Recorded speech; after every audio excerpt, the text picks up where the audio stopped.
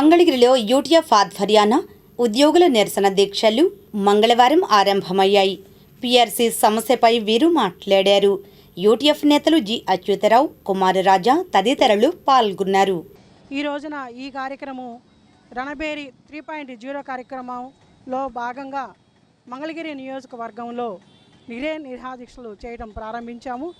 ఇది నియోజకవర్గ స్థాయిలో, తర్వాత గుంటూరు జిల్లా స్థాయిలో కూడా ఉంటుంది, అదేవిధంగా రాష్ట్ర స్థాయిలో కూడా ఉంటుంది. ముఖ్యంగా ఇందులో డిమాండ్స్ పీఆర్సీ కమిషన్ను నియమించాలి, ఏరియర్స్ని చెల్లించాలి, అదేవిధంగా డిఏని ప్రకటించాలి, ఈహెచ్ఎస్ని అమలు చేయాలి, మెడికల్ ఎమర్జెన్సీ బిల్లు విడుదల చేయాలి, జిఎస్ యొక్క బిల్లు వెంటనే విడుదల చేయాలి. ఇప్పుడు దాకా ఉన్న బకాయిలుగా ఉన్నటువంటి 3,000 రూపాయలని విడుదల వారీగానే సరే ప్రభుత్వం విడుదల చేయాలని చెప్పేసి ఈ ధర్నా కార్యక్రమాన్ని నిర్వహిస్తూ ఉన్నాము. అదేవిధంగా మెమో నెంబర్ 57 ప్రకారంగా ఓల్డ్ పెన్షన్ని అమలు చేస్తామని చెప్పేసి సుప్రీంకోర్టు ఇచ్చింది.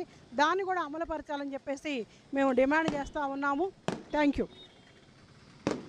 దౌలా యూటీఎఫ్ జిల్లా కోశాధికారిని. ఈ ప్రభుత్వం వచ్చి 2 ఏళ్ల కాలం గడిచింది. 30,000 కోట్ల రూపాయలు బాకీ ఉన్నారు ఇంకా ప్రభుత్వం, ఉపాధ్యాయులు కానీ ఉద్యోగ సంఘాలు కానీ. అదేవిధంగా పీఆర్సీ రాగానే ప్రకటిస్తామన్నారు. 2 ఏళ్ల కాలమైనా పీఆర్సీ కానీ ఐఆర్ కానీ పీఆర్సీ కమిటీ వేయటం కానీ ఎటువంటి చర్య తీసుకోలేదు.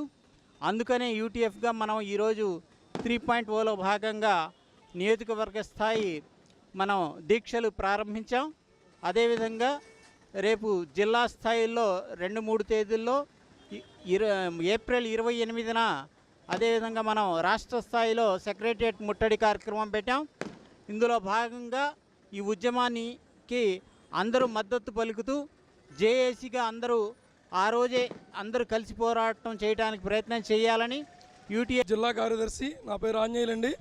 మరి ఈరోజు ప్రభుత్వం అధికారంలోకి వచ్చి 2 సంవత్సరాలు అవుతున్నప్పటికీ కూడా కనీసం పీఆర్సీ కమిటీని ప్రకటించలేదు.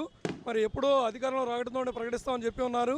మరి పీఆర్సీ కమిటీ ప్రకటించాలని, అదేవిధంగా పెండింగ్లో ఉన్నటువంటి డిఏ బకాయిలు ఇవ్వాలని, ముఖ్యంగా హెల్త్ కార్డులు అండి. హెల్త్ కార్డులు మరి మా ఉపాధ్యాయులు అందరూ కూడా చాలా తీవ్రమైన ఇబ్బందికి గురవుతున్నారు. అలాంటి సమయంలో మాకైతే నెలవారీగా కట్ చేస్తూ ఉన్నారు, కానీ హెల్త్ కార్డు ఏ హాస్పిటల్కి వెళ్ళినా కూడా అది ఉపయోగంలో ఉండట్లేదు.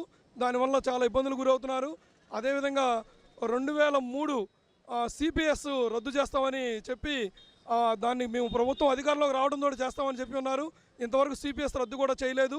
ఈ సమస్యలన్నీ కూడా పరిష్కారం చేయాలని కోరుతూ వెంటనే ముఖ్యమంత్రి గారు పీఆర్సీ కమిటీని నియమించాలని కోరుతూ